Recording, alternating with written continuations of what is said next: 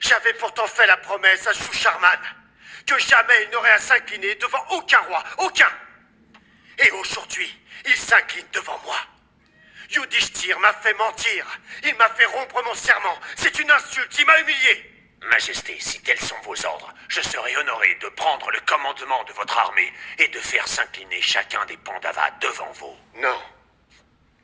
L'heure n'est plus à la guerre. Les Pandavas sont trop puissants. Nous n'avons aucune chance. Il t'en reste encore une, cher neveu.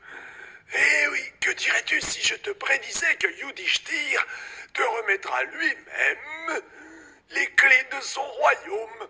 Ne serait-ce pas merveilleux? Voyons, mon oncle. J'enrage assez d'avoir subi cette humiliation. Et vous rajoutez de l'huile sur le feu. Non, non, pas de l'huile. Je rajoute seulement une légère dose de chance.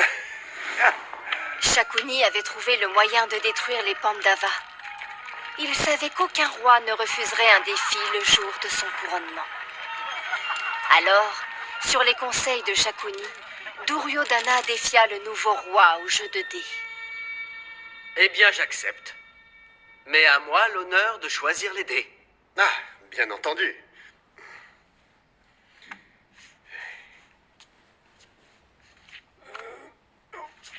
C'est oncle Shakuni qui jouera pour moi, si tu le permets, bien sûr.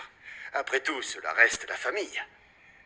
Dois-je te rappeler les règles du jeu, cher neveu? Non, je les connais. Oui, les joueurs ne peuvent se retirer qu'après le 20e coup. Allons-y. Voici mon premier pari. Quoi?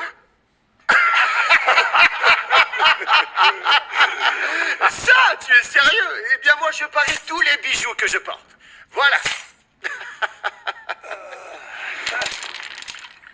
Gagné, Duryodhana!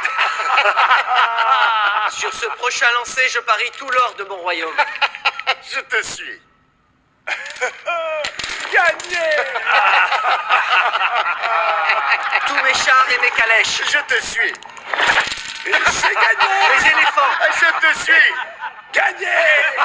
Mes chevaux. Je te suis. Et encore! Gagné! Mes soldats. Je te suis. Mon armée. Je te suis. Et hop! Encore gagné! Je parie mon royaume maintenant.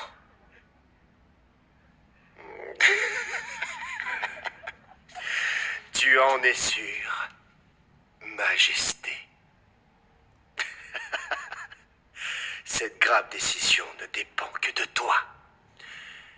Si tu préfères, tu peux toujours te retirer du jeu. Nous accepterons. N'est-ce pas, mon oncle? Bien sûr, mon roi. C'est le moins que l'on puisse faire en ce jour de couronnement. À lui l'honneur de décider. Je ne me retirerai pas et je confirme que je suis prêt à mettre en jeu mon royaume. Comme tu voudras, cousin. Allez-y, mon oncle. Lancez les dés.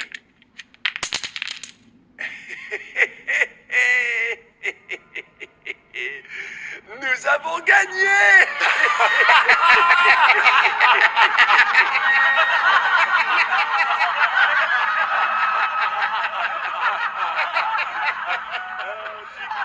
Calme! Eh oui, telles sont les règles du jeu. On ne peut les discuter, c'est ainsi. Cher neveu, comment faire maintenant? Tu n'as plus de royaume, plus de terre, plus d'or, plus aucune richesse, plus de chars, de chevaux. Que vas-tu pouvoir miser à présent?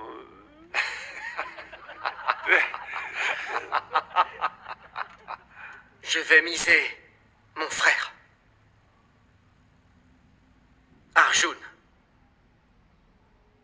L'un après l'autre, tous les frères du roi, Bhim, Nakul, Sadev et finalement Yudhishthir lui-même furent perdus au jeu.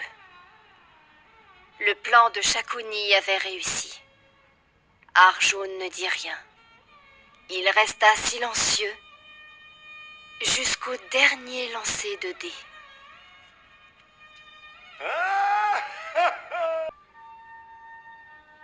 Quand la princesse fut jetée à terre devant la cour, Dhritarashtra réalisa que la situation était devenue hors de contrôle.